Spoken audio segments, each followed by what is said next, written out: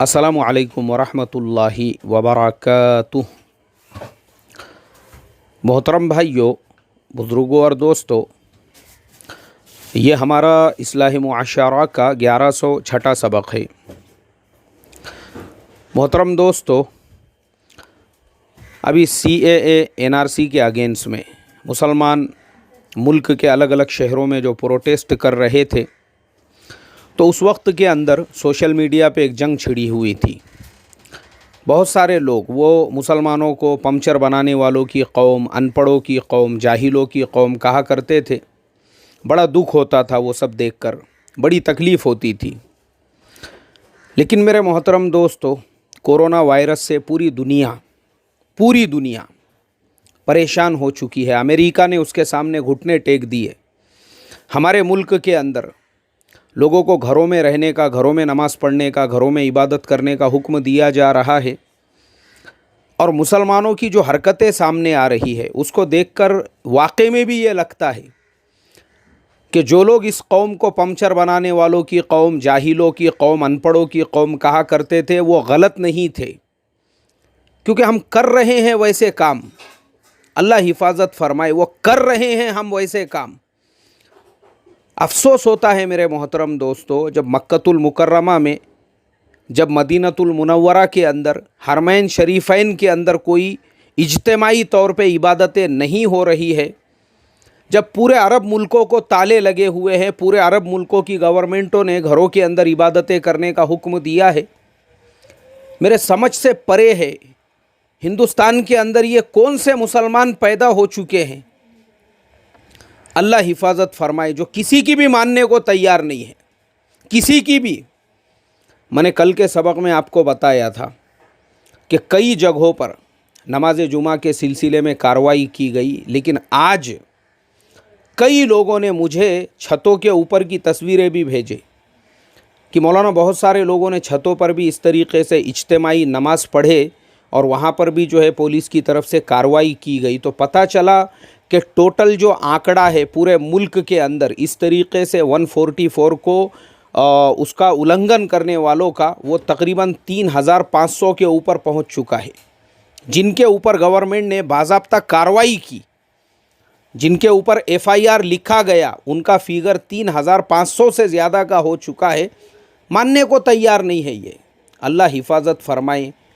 बार बार जब कहा जा रहा है घर में नमाज़ पढ़ो, और मुझे अफसोस तो इस बात का है, बहुत सारे लोग वो मुझे फ़ोन करके पूछते हैं, मौलाना बोले आज हमारे गश्त का दिन है, तो क्या हम अपने गली के अंदर गश्त कर सकते हैं, अपने मस्जिद में गश्त कर सकते हैं, अपने मोहल्ले में गश्त कर सकते हैं। अब ये जो लोग गश्त का मसला पूछने वाले हैं, जो लोग इज्तिमा का मसला पूछने वाले हैं, इनसे मेरा सवाल, भाई आप कौन से तबलीग के ऊपर अमल कर रहे हो? जब आप अपने ज़िम्मेदारों की मानने को तैयार नहीं हैं, जब निज़ामुद्दीन के अंदर हज़रत जी मौलाना साद साहब ने परसों के दिन, मैंने वो बयान का ख़ुलासा किया हूँ अपने सबक में कि भाई हमारा तो शिआर रहा है कि मुल्क की हुकूमत का जो भी कानून है उसको हम सम्मान देते हुए, उसका एहतराम करते हुए हम उस पर अमल करेंगे। जब मुल्क की गवर्नमेंट ने पूरे मुल्क में कानून लागू किया है कि 4 लोगों से ज़्यादा वहाँ पे जमा नहीं हो सकते हैं, वो 4 भी अगर समझो है तो एक एक के दरमियान में 1-1 मीटर का फासला होगा, वो भी उस सूरत में कि किसी को अगर खाने पीने की चीज़ ख़रीदना है, किसी को दूध लेना है, उस सूरत के अंदर इबादतें तो आप अपने घरों में करो ना। जब मंदिरों में इबादतें नहीं हो रही है, जब गिरजा घरों को ताले लगे हुए हैं, तो फिर मस्जिदों में इबादत करने वालों ने उसका एहतराम करना चाहिए। उम्मत मानने को तैयार नहीं, इसको गश्त की फ़िक्र हो गई। मतलब इसका ये है कि ये अपनी मनमानी तबलीग कर रहा है, अपने नफ्स की तबलीग कर रहा है, अपने दिल की तबलीग कर रहा है। और मैं समझता हूँ दावत व तबलीग के काम का ये जो सत्यानाश हुआ है अभी हाल के दिनों में, और ये जो मसाइल पैदा हुए हैं पूरी दुनिया के अंदर, ये सिर्फ़ और सिर्फ इसीलिए पैदा हुए कि काम करने वाला अपने बड़ों की बजाय अपनी मनमानी तबलीग कर रहा था, अपने महल्ले की तबलीग, अपने गांव की तबलीग, इसने अपने दिल से उसूल घड़ लिया था तो इसके अपने मस्जिद के उसूलों पे मस्जिद में काम हो रहा था, इसके गांव के उसूलों में गांव में काम हो रहा था, इसके ज़िले के उसूलों पे ज़िले में काम हो रहा था, हलके के उसूलों पे हलके में काम हो रहा था। और जो निज़ामुद्दीन वाले बोल रहे हैं उनकी मानने को तैयार ही नहीं था ये। अभी आप सोचो जिस निज़ामुद्दीन के अंदर फ़िलहाल कोई अमल नहीं हो रहा है, उसका भी वही हाल है जो हिंदुस्तान की बाकी मसाजिद का हाल है। वहाँ पे भी उतने ही अमाल हो रहे हैं जैसे बाकी मस्जिदों के लिए हुक्म जारी किया गया है। तो फिर भी हमारा ये गली में, मोहल्ले में, गांव में, खेड़े में रहने वाला जो तबलीगी है, इसको अभी गश्त करना बाकी ही है इसका।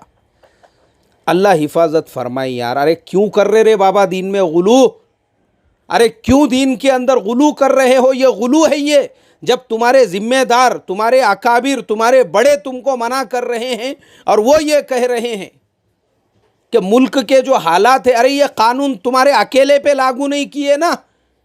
बड़े बड़े मंदिर, सिद्धि विनायक मंदिर बम्बई का, शिरडी के साईं बाबा, पूरे मुल्क के मंदिरों को जब ताला मारा हुआ है तो भी यार तुम सुनने को तैयार नहीं है। तो क्या क्या समझाएंगे अभी ऐसी कौम को?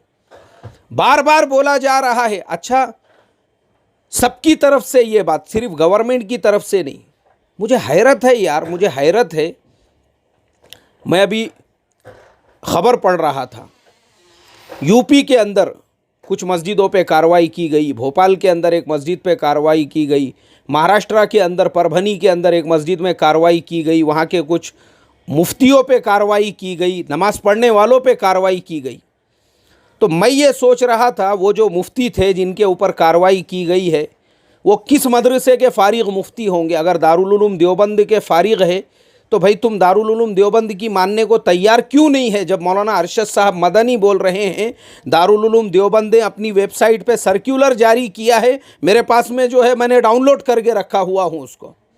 तो कौन से दारुल उलूम से फ़ारिग है तुम? अपने मनमानी दारुल उलूम से? यार कैसे है यार ये? सुनते क्यों नहीं होंगे? मेरे समझ में नहीं आता। किसको बड़ा मानते फिर तुम अपना? मौलाना खालिद सैफुल्लाह रहमानी को बड़ा नहीं मानते? मौलाना सज्जाद साहब नोमानी को बड़ा नहीं मानते? हज़रत जी मौलाना साद साहब को बड़ा नहीं मानते? अच्छा, वो मस्जिद पता चला तबलीग की मस्जिद थी, दावत का काम होता था उस मस्जिद के अंदर। तो उस मस्जिद के जो ट्रस्टी है या उस मस्जिद के जो इमाम हैं या उस मस्जिद के जो मुसल्ली है जो तबलीग का काम करते होंगे, कौन सी तबलीग कर रहे भाई तुम? महाराष्ट्र के अमीर हाफिज़ मंजूर साहब, उनका बयान मैंने ऑलरेडी मेरे चैनल के ऊपर अपलोड किया हूं, जिसमें उन्होंने साफ लफ्ज़ों में कहा मस्जिद में कोई अमल नहीं होगा। साफ लफ्ज़ों में कहा मस्जिद में कोई अमल नहीं होगा। जब गवर्नमेंट ने 144 को लागू कर दिया है, जमावबंदी कायदा लागू कर दिया, ये जुमले हैं उनके। यार उसके बावजूद अगर तुम तबलीग का काम कर रहे हो, मुझे ये बताओ, ये तबलीग तुम्हारे महल्ले की तबलीग है, तुम्हारे गांव की तबलीग है, तुम्हारे अपने हलके की तबलीग है, तुम्हारे अपने बस्ती की तबलीग है? कौन सी तबलीग है ये? जब तुम सूबे के अमीर की मानने को तैयार नहीं, जब तुम पूरे आलम के अमीर की मानने को तैयार नहीं, तुम कौन सी तबलीग कर रहे यार? ये मनमानी तबलीग ये। यार अल्लाह रहम फरमाए इस उम्मत के हाल के ऊपर, अल्लाह रहम फरमाए। अरे जब तुम्हारे बड़े बड़े अकाबिर, बड़े बड़े उलामा तुम्हारे से ज़्यादा समझता ना रहे उनको, तो फिर भी उनकी सुनने के लिए तैयार नहीं है। और नहीं है तैयार तो सोटे खाओ फिर, सोटे पिछवाड़े के ऊपर जो सोटे मारे ना, मस्जिद से निकलने वालों के भी जो पिछवाड़ों पे सोटे मारे पुलिस वालों ने, खाओ ना फिर वो सोटे छे फिर उसके बाद में। और सोटों के अलावा ये जो केस दर्ज हुआ अभी, आपको मालूम है ये कितना ख़तरनाक केस है ये? 144 का उल्लंघन, मतलब ये है देशद्रोह के कायदे में जाता है ये कानून, कि तुमने मुल्क के अंदर जब ये कानून लागू है, तोड़ रहे तुम उसको खुलेआम। मतलब गवर्नमेंट को ये बोल रहे हैं हम नहीं मानते तुम्हारी बात को। अल्लाह रहम फरमाए यार, अल्लाह रहम फरमाए। मेरे तो ये समझ में नहीं आता, ये मुसलमान ना ये अल्लाह की मानने को तैयार है, ना उसके रसूल की मानने को तैयार है, ना अपने अकाबिर उलमा की मानने को तैयार है, ना अपने ज़िम्मेदारों की मानने को तैयार है, ना अपने गवर्नमेंट की मानने को तैयार है, ना सूबे के अमीर की मानने को तैयार है, ना आलम के अमीर की मानने को तैयार है। किसकी मानेंगे फिर?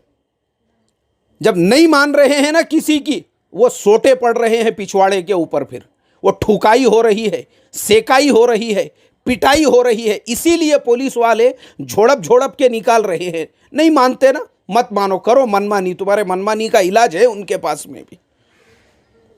अल्लाह रहम फरमाए। अब अच्छा लग रहा, पूरे दुनिया में वो वीडियो चल रहे पिछवाड़े पे ठुकाई के, अच्छा लग रहा। मराठी न्यूज़पेपर के अंदर, लोकमत वगैरह वगैरह सबके अंदर ये खबर आई है, सबके नामों के साथ में।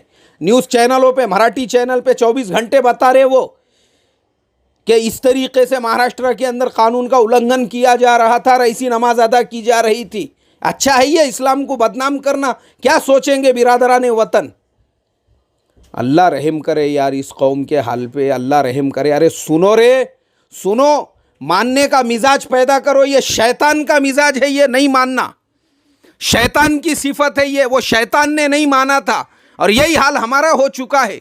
खाली जुब्बे पहन लिए हमने लंबे लंबे, खांदे पे रुमाल आ गए, एकदम इस तरीके कड़क कपड़े, इतर गीतर मार के, बस पीछे जुल्फों का एकदम इतना बड़ा झिपोटा छोड़ के समझने लग गए अपने आप को अकाबिर।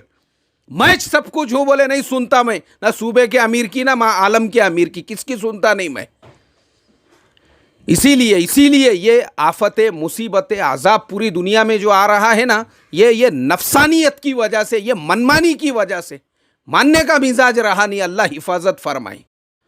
इसलिए मेरे मोहतरम दोस्तों, मैं दरखास्त करता हूं अल्लाह के वास्ते, अरे ये गवर्नमेंट की मानना मतलब अल्लाह की मानने जैसा है। क्यों कर रही है ये गवर्नमेंट? अमेरिका बेबस हो चुका है। जहां पे आज से 10-12 दिन पहले सिर्फ 28 पेशेंट थे, आज उस अमेरिका के अंदर 1.5 लाख के करीब पेशेंट हो चुके हैं। इटली के अंदर 10,000 से ज़्यादा लोगों की जान जा चुकी है। स्पेन के अंदर 5,000 से, यानी जिन मुल्कों का कोई ताल्लुक नहीं था वो कोरोना वायरस से, उन्होंने शुरू में जब इसको हल्का लिए, अरे लाशें उठाने के लिए नहीं है कोई वहाँ पे, दफन करने के लिए जगह नहीं है, हॉस्पिटलों में जगह नहीं है। वो स्पेन की जो शहजादी थी, अभी न्यूज़ देखा मैंने, वो शहजादी का खुद इंतकाल हो गया कोरोना वायरस की वजह से। वो ब्रिटेन का जो प्रिंस है, उसको खुद को जो है वो पॉजिटिव आ चुके हैं कोरोना वायरस में। हमारा देश जो है तकरीबन 135 करोड़ की आबादी वाला है। अरे हमारे यहाँ इसीलिए मना किया जा रहा है। वो इस्लामपुर के अंदर 4 जन उम्रे से आए, 4 की वजह से 40 को हो गया वो वायरस, यही एहतियात नहीं बरतने की वजह से। इसलिए मुल्क की पुलिस, मुल्क की गवर्नमेंट, मुल्क का पीएम, स्टेट का सीएम हाथ जोड़ जोड़ के रिक्वेस्टें कर रहे हैं, घर में रहो, यही इसका इलाज है। इसको गश्त की फिक्र है, इसको ये फ़ोन लगा के पूछ रहा मेरा गश्त कैसा करूँ मैं, जुम्मे का क्या होगा हमारा। अल्लाह हिफाजत फरमाई। इसलिए मुसलमानों, गवर्नमेंट की मानो, गवर्नमेंट की मानना, पुलिस डिपार्टमेंट की मानना, हेल्थ डिपार्टमेंट की मानना, यह ऐसा ही है जैसे अल्लाह के हुक्म की मानना, क्योंकि अल्लाह का हुक्म है अपने जान की हिफाजत करो। और ये सारे लोग जो लगे हुए हैं तुम्हारे जान की हिफाजत के लिए, मुफ्ती मत बनो, बगैर डिग्री के मुफ्ती मत बनो। ये बगैर डिग्री के जो टिड्डे हैं, इनकी वजह से पूरे समाज का सत्यानाश हो गए। वाह, यही टिड्डों की वजह से, यही लोगों ने फतवेबाजी की हुई है। छत पे जुमा पढ़ेंगे, पार्किंग में जुमा पढ़ेंगे, रोड पे जुमा पढ़ेंगे, इसके घर पे जुमा पढ़ेंगे, उसका हॉल बहुत बड़ा है वहां पे जुमा पढ़ेंगे। अरे कौन बोला रे तेरे को? जब तुम्हारे अकाबिर उलामा, जब तुम्हारे बड़े बोम मार रहे हैं ऊपर से लेके नीचे तक, जोहर पढ़ो, जोहर पढ़ो, जोहर पढ़ो, सुनने को तैयार नहीं है। इतनी बड़ी बम्बई की जामा मस्जिद की कमेटी ट्रस्ट ने इतने बड़े मस्जिद को ताला मार दिया। बड़ी बड़ी मुल्क की जामा मस्जिदों को वो ज्यादा अक्लमंद होशियार है या ये अपने टिड्डे, ये गली मोहल्ले के बने हुए मुफ्ती बगैर डिग्री के? यार अल्लाह समझ आता फरमाए। गुलू मत करो दीन के अंदर, ये गुलू की वजह से दीन का सत्यानाश हो रहा है। दुआ करता हूं अल्लाह ताला इस कौम को, जो ना अल्लाह की मानने को तैयार है, ना नबी की मानने को तैयार है, ना गवर्नमेंट की मानने को तैयार है, ना सूबे के अमीर की, ना आलम के अमीर की, ना दारुल देवबंद की, ना किसी भी अकाबिर और बड़े की मानने को तैयार नहीं है। आए अल्लाह इसके अंदर मानने का मिजाज पैदा फरमा। सलामु अलैकुम वरहमतुल्लाहि वबरकातुहू।